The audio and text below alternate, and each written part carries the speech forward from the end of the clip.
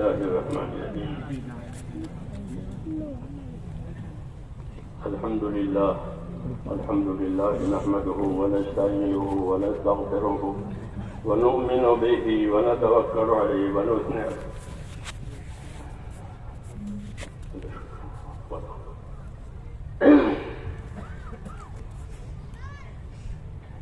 बुजुर्गों और प्यारे भाइयों, अल्लाह ताला ने हमको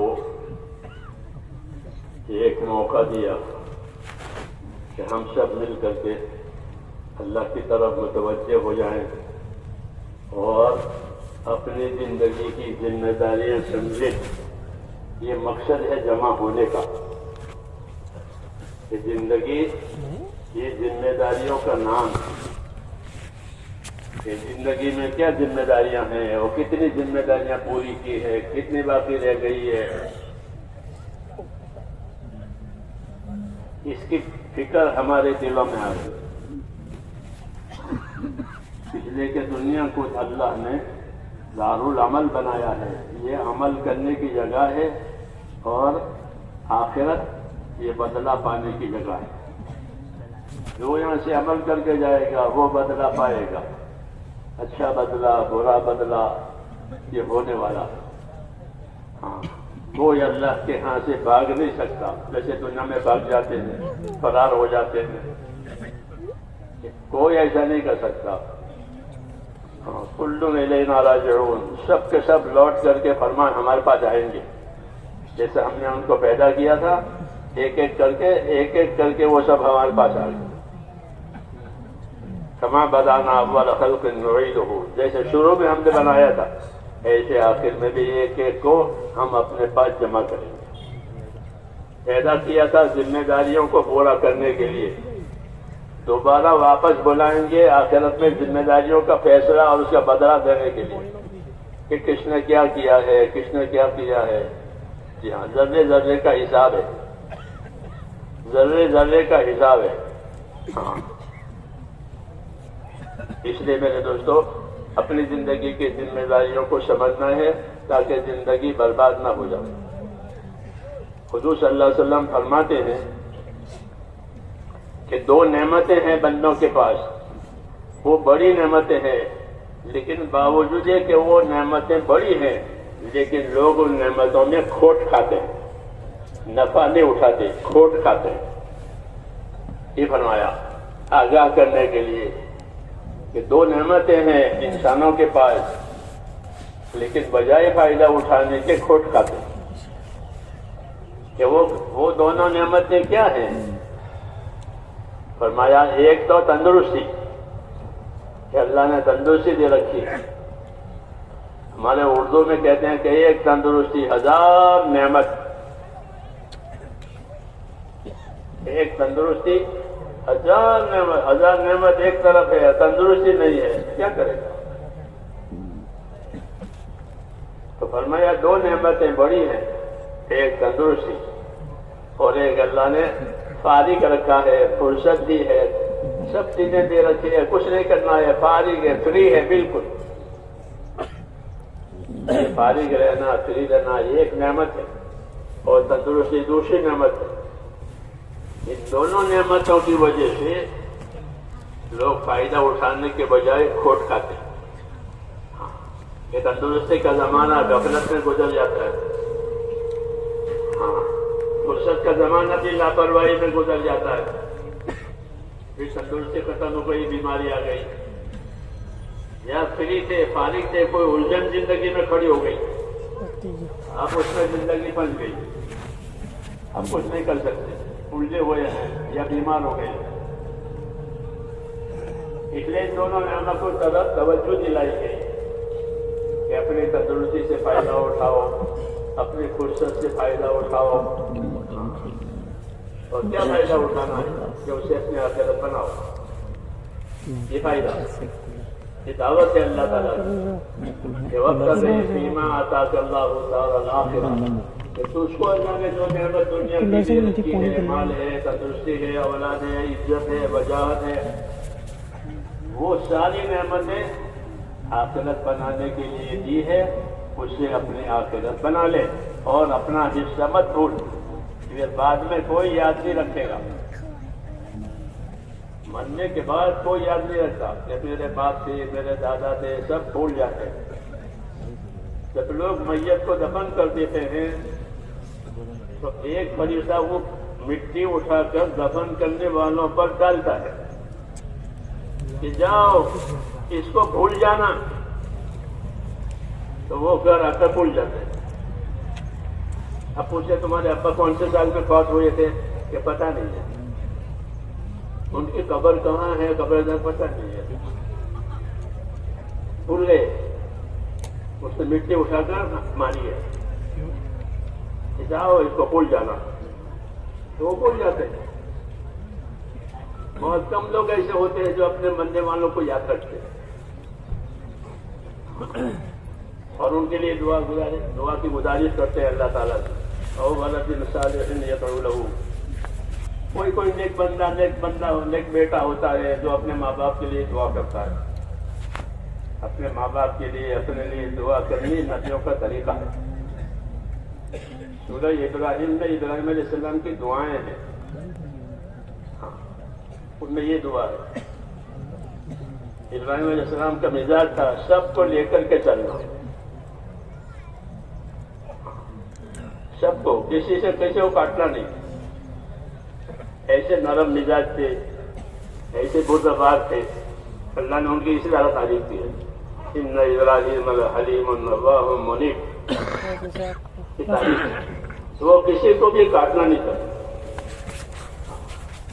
اللہ سے بھی کہا کہ اللہ جو میری مانے وہ تو ہے ہی میرا، اور میری نہ مانے تو آپ غفور الرحیم ہے، معاف کر دیجیے۔ جی ہاں، اللہ سے کہتے ہیں کہ جو میری مانے وہ تو میرا، فمن تبعنی فإنہ منی ومن عصانی فإنک غفور الرحیم، اور جو میری نہ مانے تو کہ آپ غفور الرحیم ہیں، ان کو معاف کر دیجیے۔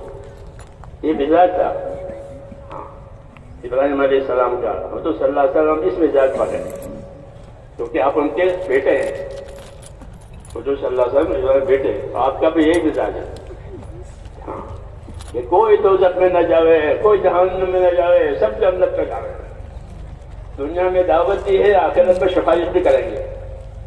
جی ہاں، دنیا میں دعوت دی ہے، تبلیغ کی ہے، تعلیم دی ہے، اور آخرت میں سفارش بھی کریں گے۔ پوری رحمتوں کا ظہور ہوگا آپ صلی اللہ علیہ وسلم کی وجہ سے۔ تو میں نے کہا کہ زندگی اللہ نے دی ہے، اس سے فائدہ اٹھانا ہے، فرصت سے فائدہ اٹھانا ہے، اپنی صلاحیت سے فائدہ اٹھانا ہے، اپنی جانی مالی طاقت سے فائدہ اٹھانا ہے، اور صحیح فائدہ یہی ہے کہ اسے آخرت بنائے۔ الکیس من دان نفسہ وعمل لما بعد الموت، حدیث پاک میں ہے کہ الکیس من دان نفسہ وعمل لما بعد الموت، باہوش آدمی وہ ہے جو اپنی ذات پر قابو کرے۔ اپنی ذات پر قابو کرنے کا کیا مطلب ہے؟ فتح شیخ نے لکھا ہے کہ اپنی ذات پر قابو کرنے کا مطلب یہ ہے کہ اپنے آپ کو اللہ کی رضا والے کاموں میں لگاوے، ناراض ہونے والے کاموں میں نہ لگاوے کہ اللہ ناراض ہو جائے۔ یہ دعوت دی ہے کہ باہوش آدمی وہ ہے جو اپنی ذات پر قابو کرے، یعنی اپنے آپ کو اللہ کی رضا والے کاموں میں لگاوے کہ اللہ اس بات سے راضی ہے، اللہ اس بات سے راضی ہے، اس کو سیکھے، اس کو سمجھے، اس کو یاد کر کے پھر اپنے آپ کو قابو کرے کہ ناراضگی کا کوئی کام نہ کرے۔ اللہ کا سب سے بڑا حق ہم پر ہے کہ اللہ تعالیٰ شکر گزاری سے راضی ہوتے ہیں، ناشکری سے ناراض ہوتے ہیں۔ جب اللہ نے تندرستی دی ہے، نعمتیں دی ہے، دین دیا ہے، تو اپنی تندرستی سے، اپنی نعمتوں سے اپنے آپ کو دین کا پابند کرے، اپنی ذات سے اپنے آپ کو پابند کرنا اور اپنے دین کا مددگار بننا، یہ ہماری ذمہ داری ہے اس امت کی کہ اپنے آپ کو پابند کرو اور اپنے دین کے مددگار بنو۔ کہ پابندی اللہ تعالیٰ کے حق کی پابندی، اللہ کا حق عبادت کا حق ہے، عبادت کا حق ہے اللہ کا ہم پر، عبادت کے لیے پیدا کیا ہے، تو اپنی جانی مالی جان مال کو اس طرح استعمال کرو کہ وہ جان مال کا استعمال عبادت میں شمار ہو، گناہوں میں اور فضولیات میں نہ استعمال، نہ وقت فضولیات میں جاوے نہ مال فضولیات میں جاوے۔ یہ امانتیں ہیں، وقت بھی امانت ہے، مال بھی امانت ہے، اس کو فضولیات سے بچانا ہے۔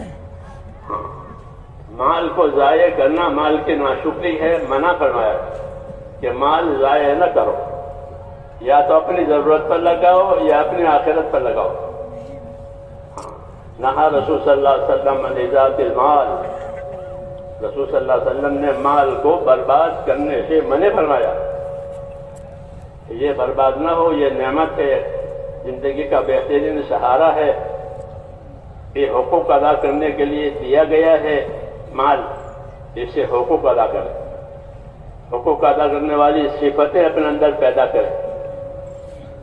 مدینہ میں جا کر حضور صلی اللہ علیہ وسلم نے مدینے والوں کو سخاوت کی دعوت دی تھی کہ تم لوگ سخی بنو،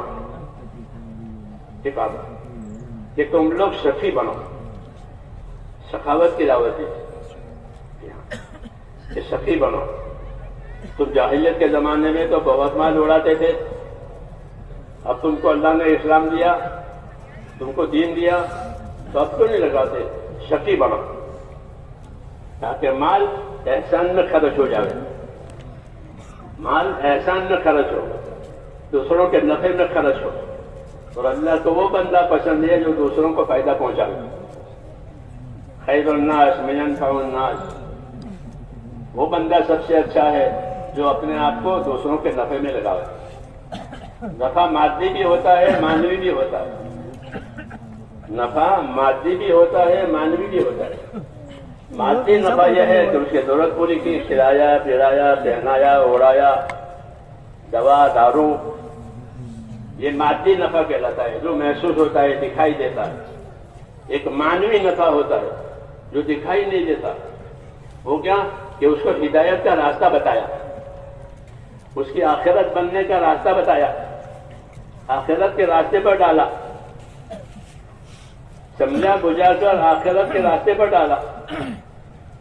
یہ معنوی نفع ہے، نظر نہیں آتا، ہاں، لیکن بڑا نفع یہ ہے کہ اس کی غلط زندگی میں سے نکال کر اس کو صحیح زندگی میں لایا۔ یہ نبیوں کا طریقہ ہے کہ نبی دونوں طریقہ کا نفع پہنچاتے ہیں، اپنے اخلاق سے لوگوں کی تکلیفیں دور کرتے ہیں، ان کو راحتیں بھی پہنچاتے ہیں، اور اپنی دعوت سے، اپنی تبلیغ سے لوگوں کو حق اور ہدایت سے نوازتے ہیں تاکہ لوگ حق پر آ جائیں، ہدایت پر آ جائیں، کہ ان کی دنیا بھی سنور جاوے، ان کی آخرت بھی سنور جاوے، ان کی دنیا بھی سنور جاوے کہ دین ہوگا تو دنیا صاف ستھری ہوگی، ہاں، حقوق ادا کیے جائیں گے دین کی وجہ سے، دنیا صاف ستھری ہوگی، کسی کے حق میں کوئی ملوث نہیں ہوگا، مبتلا نہیں ہوگا، کسی کے حق میں کوئی پھنسا ہوا نہیں ہوگا، کسی کا حق دبا ہوا نہیں ہوگا، اور اللہ کا حق بھی ادا کریں گے کہ اللہ کا حق عبادت کا ہے، کہ وہ عبادت کریں دنیا میں، جو عبادتیں اللہ نے فرض کی ہیں وہ تو کرنی ہے، نماز ہے، اپنی نمازوں کو اچھا بناویں، سر سے اترتی ہوئی نماز نہیں پڑھنی ہے، سر سے اترتی ہوئی نماز نہیں پڑھنی، ادنا درجے پر نہیں پہنچ جانا ہے، 3 مرتبہ سبحان اللہ پڑھ لیا چلو ہو گیا۔ جس طرح نعمتوں میں ادنا درجے پر نہیں رہتے، بلکہ نعمتوں میں اونچے سے جب 50 قسم کا کھانا کھاتے ہیں، 50 قسم کے جوڑے ہوتے ہیں پہننے کے، مکان عالیشان ہوتے ہیں، تو ضروریتوں کو مہنگی بناتے ہیں اور عمل کو ہلکا بناتے ہیں، عمل کو ہلکا بنا دیا، یہ نقصان کی بات ہے، یہ نقصان کی بات ہے اور ناشکری کی بات ہے کہ نعمتوں میں تو آگے بڑھتے ہیں، مختلف چیزیں، مختلف نعمتیں استعمال کرتے ہیں، اور عبادت کے معاملہ میں تو ضروری بس 2 سنت پڑھ لیا ہو گئے، چلو 3 بستر پڑھ لیا ہو گیا، یہ بات صحیح نہیں ہے، یہ بات صحیح نہیں ہے۔ ہماری دعوت و تبلیغ اعمال کی دعوت ہے، یہ اعمال کی دعوت ہے۔ الحمدللہ جہاں تک مسلمان ہونے کا سبھی الحمدللہ اسلام ایمان کی دولت سے اللہ نے سب کو نوازا ہے، اب آگے اعمال کا مسئلہ ہے، تو اپنے اعمال کو درست کرنے کہ نمازوں کو اچھی سے اچھی پڑھنی ہے، جو نمازیں چھوٹ گئی ہے اس کو بھی پڑھنی ہے۔ ایسے بہت کم لوگ ہوں گے کہ بالغ ہونے کے بعد ان کے کوئی نماز قضا نہیں ہوئی ہے، یا ہوئی تھی تو پڑھ لی ہے۔ ایسے بہت کم ہوں گے کم ہوں گے۔ بہت لوگوں کے ذمہ نمازیں باقی ہیں، فرائض باقی ہیں، ہاں تبلیغ میں لگنے سے پہلے، تو اس کا کیا ہوگا؟ کہ اس کو ادا کرنا پڑے گا، اس کو ادا کرنا پڑے گا کہ اپنی چھوٹی ہوئی نمازیں، چھوٹی ہوئی چیز ادا کرو، کیونکہ اس کا حساب ہوگا، اس کا حساب ہوگا۔ سب سے پہلے نماز کا حساب ہے قیامت میں، کوئی کاؤنٹر پہلے کھلے گا نماز کا۔ اپنی نمازوں کو صحیح کرنا ہے، چھوٹی ہوئی نمازوں کو ادا کرنا ہے۔ الحمدللہ اس کام کی برکت سے لوگوں نے برسوں کی نمازیں چھوٹی ہوئی پڑھی ہے۔ بعضوں کو تو میں پہچانتا ہوں کہ 20 برس کی نمازیں پڑھی، 20 برس نمازیں سستی ہوئی تھی، تو تھوڑی کر کے عالموں سے پوچھو، اس کا طریقہ بتائیں گے وہ کہ چھوٹی ہوئی نمازیں کیسے پڑھتے ہیں۔ چھوٹی ہوئی زکاتیں لوگوں نے دی ہے، کیوں؟ زکات دینا پڑ رہے، فرائض ادا ہو جانے، یہ پہلا دین ہے۔ دین کا پہلا اسٹیج یہی ہے کہ فرائض ادا کر دو۔ زکاتیں لوگوں پر واجب ہے، زکاتیں مسلمانوں کی پوری ادا نہیں ہوتی۔ اگر ان کی زکاتیں پوری ادا ہو جائیں تو کوئی غریب مسلمان باقی نہ رہے، غریبی دور ہو جائے۔ جتنے غریبوں کی ضرورت ہے اتنے مقدار واجب زکات کی اللہ نے کی ہے، جی ہاں، کہ ان کی ضرورتیں پوری ہو جائیں، اس لیے اپنی زکات پوری دینی ہے۔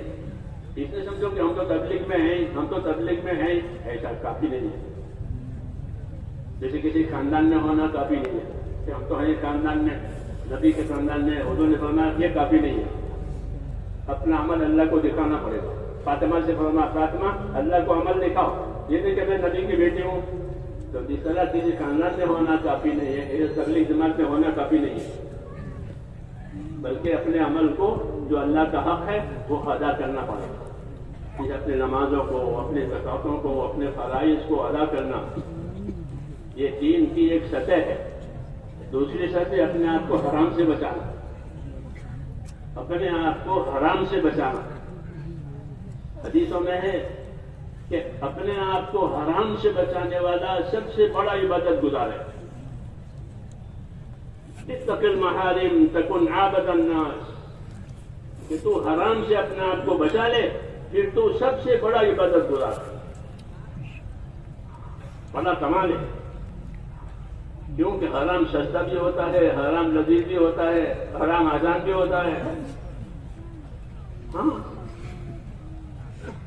اس میں نہ پھنسے بلکہ اپنے آپ کو حرام سے بچائے۔ حرام سے بچانے کے لیے، فرائض پر قائم ہونے کے لیے ایمان کی طاقت ضروری ہے۔ ایمان کی طاقت ہوگی تو حرام سے بچے گا۔ جب تک ایمان کی طاقت نہیں آئی، شراب حرام نہیں ہوئی۔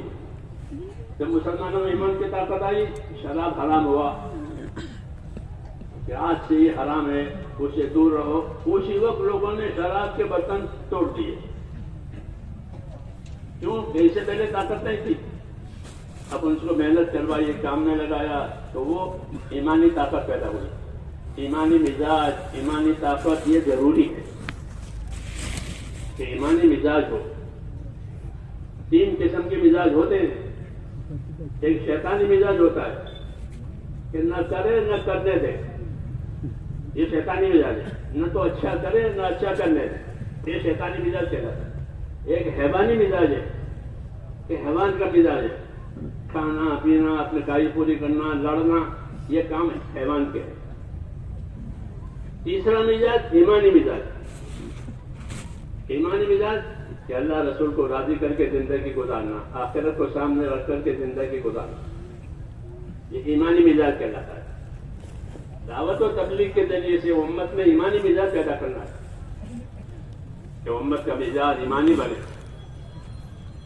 کہ اللہ کے حقوق کو دیکھیں، دوسروں کے حقوق کو دیکھیں، اپنی آخرت کو دیکھیں، اپنی دنیا کو دیکھیں، کہ ہاں کہ کہیں کوئی نشان نہ پڑے بدنامی کا، اس کو سنوار کر کے زندگی گزارے۔ یہی مقصد ہے دعوت و تبلیغ کا، کہ اپنی اپنی زندگیوں کو سنوار کر گزارے، سنتوں کا اتباع کریں، رسول صلی اللہ علیہ وسلم کی سنتوں کو اپنی زندگی میں لاویں۔ یہ سب سے بڑی ہدایت ہے، اپنی عبادتوں میں، اپنے کھانے پینے میں، پہننے اوڑھنے میں نبی کریم صلی اللہ علیہ وسلم کی سنتوں کو جگہ دے۔ مولانا عبداللہ صاحب فرماتے ہیں آسان سنتوں پر عمل کرو گے تو مشکل سنتیں عمل میں آ جائیں گی۔ آسان سنت، مسجد میں جانے کی سنت، مسجد میں سے نکلنے کی سنت، گھر سے نکلنے کی سنت، گھر میں داخل ہونے کی سنت، جوتا پہننا، جوتا اتارنا، کپڑا پہننا، کپڑا، یہ آسان سنت ہے۔ اوپر چڑھے تو اللہ اکبر، نیچے اترے تو یہ آسان سنت، کہ آسان سنتوں پر عمل کرو گے تو مشکل سنتیں بھی آسان ہو جائیں گی۔ رات کو تہجد لوٹنا، دیر تک اللہ کو یاد کرنا، کہ وہ بھی آسان ہو جائے گی۔ جی ہاں، سمجھ میں آئی بات؟ اس کے لیے یہ مذاکرہ ہے کہ زندگی کو سنتوں پر لاؤ، اس پر لاؤ۔ ابن مسعود فرماتے تھے، بہت اہم بات کی ہے انہوں نے، اب میں ختم کروں گا۔ ابن مسعود یہ فرماتے تھے کہ تم میں سے جو آدمی یہ چاہتا ہو کہ اللہ سے مومن بن کر، مسلم بن کر ملاقات کرے، ظاہر بات ہے کہ سبھی چاہتے ہیں، کون کم بات ہے جو کافر بن کر اللہ سے ملاقات کرے؟ اس کافر کا منہ تو کالا ہوگا، کفر کا منہ کالا ہوگا۔ کہ تم میں سے جو ایمان کی حالت میں اللہ سے ملاقات کرنا چاہتا ہو تو اس کے لیے ضروری ہے کہ نمازوں کو وہاں پڑھیں جہاں جماعت ہوتی ہے، وہاں جماعت نماز پڑھیں۔ یہ تاثیر بتائیے، ایمان کے ساتھ اللہ سے ملنے کے لیے با جماعت نماز ہے، اور بھی حدیثوں میں تفصیل ہے اس کی، کہ جو تم میں سے یہ چاہتا ہو کہ اللہ سے ملاقات کرے ایمان کی حالت میں، تو وہ نمازوں کو مسجدوں میں جا کے پڑھے جہاں اذان ہوتی ہے، اقامت ہوتی ہے۔ کیوں؟ کہ نماز با جماعت تمہارے نبی کی سنت ہے۔ حضور صلی اللہ علیہ وسلم با جماعت نماز پڑھتے بیماری میں، بیمار ہے، دو آدمی کے سہارے ہیں، لیکن جا کے جماعت نہ کہ تمہارے لیے اللہ تعالیٰ نے یہ سنت جاری ہے، با جماعت نماز پڑھنا۔ تو جو اللہ سے ملاقات کرنا چاہتا ہو ایمان کی حالت میں، وہ نمازوں کو وہاں جا کر پڑھے جہاں جماعت ہوتی ہے مسجد، یہ تمہارے نبی کی سنت ہے۔ اور یہ بات، اگلی بات یہ کہی کہ جب اپنے نبی کی سنت کو چھوڑو گے تو گمراہ ہو جاؤ گے۔ جیسے مسافر جنگل میں بھٹک گیا، کہاں جانا ہے وہ بھی نہیں معلوم ہے، واپس جانا ہے وہ بھی، بھٹکا ہوا ہے، مر جائے گا، بھوکا پیاسا جنگل میں۔ تو اپنے نبی کو سنت کو چھوڑو گے تو گمراہ ہو جاؤ، گمراہی کے بعد ہلاکت ہے۔ اس لیے میرے دوستو، حضور صلی اللہ علیہ وسلم کی سنتوں کو سننا، سیکھنا، سمجھنا، اپنے بچوں کو بھی یاد کرانا، اپنی ذاتوں پر عمل کرنا، یہ زندگی میں آ گئے۔ سلام کرنا سنت ہے، بڑی سنت ہے، معاشرت کی سنت ہے۔ سلام کرو، سلام کرنے میں پہل کرو، السلام علیکم، یہ صحیح سیگا اس کا یہ ہے، السلام علیکم نہیں، اس کو حمزہ کا الف ظاہر کر کے السلام علیکم، صحیح۔ یہ بڑی سنت ہے، محبت پیدا کرنے والی، محبت پیدا کرنے والی سنت ہے۔ یہ سلام کثرت کرو، ایک دوسرے کو سلام کرو، پہچانتے ہو نہ پہچانتے ہو ایک دوسرے کو سلام کرو، یہ سنتیں ہیں زندگی کی، معاشرت کی۔ اس لیے ان سنتوں پر عمل کرنے سے ہدایت ملتی ہے، سنتوں پر عمل کرنے سے ہدایت ملتی ہے۔ یہی کہہ رہے ہیں کہ نبی کی سنت چھوڑ دو گے گمراہ ہو جاؤ۔ تو اپنی زندگی میں حضور صلی اللہ علیہ وسلم کی سنتوں کو لانا، آسان سنتوں پر عمل کرنا، اس کو یاد کرنا، اس کو سیکھنا سکھانا، دعوت کی یہی غرض ہے۔ دعوت کی غرض خالی نکالنا نہیں ہے، نکالنا تو یکسوئی کے لیے ہے، یکسو ہو جائے، دوسری طرف دھیان نہ رہے، اس لیے گھر چھوڑتے اور پھر تاکہ یکسو ہو جائے. لیکن دعوت کی اصلی غرض کہ دعوت کی اصلی غرض تو اتباع ہے. اتباع کرے اپنے نبی کا، اپنے نبی کے طریقوں کا.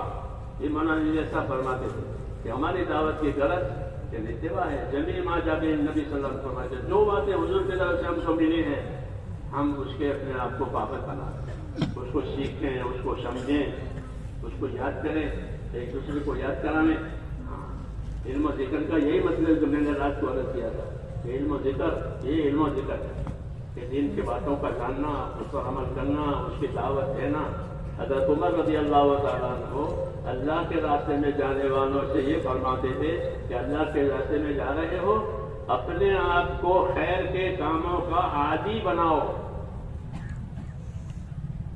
یہ کہتے تھے کہ اللہ کے راستے میں جا رہے ہو.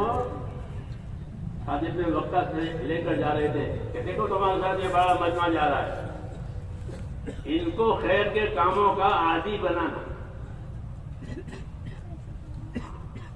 وہ ذمہ دار تھے حاجت میں وقت، ان سے بھرنا بڑے آدمی ہو، یہ تمہارے ساتھ مجمع جا رہا ہے، ان کو خیر کے کاموں کا عادی بنانا. یہ بات ہم کو بھی پہنچی ہے، حضرت عمر کی بات ہم کو بھی پہنچی. تو ہماری بھی یہی دعوت ہے کہ ہم اللہ کے راستے میں جائیں، اپنے آپ کو خیر کے کاموں کا عادی بنائیں. کیوں کہ آدمی خیر کے کاموں کا عادی نہیں بنے گا تو غلط کاموں کا عادی ہو جائے گا. طبیعت ہے یا ادھر لگے یا ادھر لگے. اس لیے جو چیزیں ہماری عادتیں بگاڑنے والی ہیں اس سے اپنے آپ کو بچانا اور خیر کے کاموں کا اپنے آپ کو عادی بنانا. یہ ہدایت ہے ہمارے بزرگوں کی. اللہ کے راستے میں نکلنے کے زمانے میں خاص طور سے وقت برباد نہیں کرنا، عمل فوت نہ ہونا. کوئی عمل فوت نہ ہو، کوئی وقت برباد نہ ہو تو پھر خدا کے راستے کی پوری منفعت اور نفع ملتا ہے. اس لیے اللہ کے راستے میں جانے والے اس کی پابندی کریں جو ان کو بتایا گیا ہے. واپس جانے والے کہ وہ کام کی اور محنت کی نیت سے جائیں کہ اب ہم نے اجتماع دیکھا، اجتماع میں شرکت ہوئی. اجتماع کی مثال ایسے کہ بارش ہو گئی. جب بارش ہو جاتی ہے تو زمیندار مشغول ہو جاتے ہیں کچھ زمین میں، ہاں بارش ہو گئی، اب لگانے کی لگاؤ، بونے کی چیز بو کٹ، بس اب بارش ہو گئی ہے، اجتماع ہو گیا. اب جو ہدایت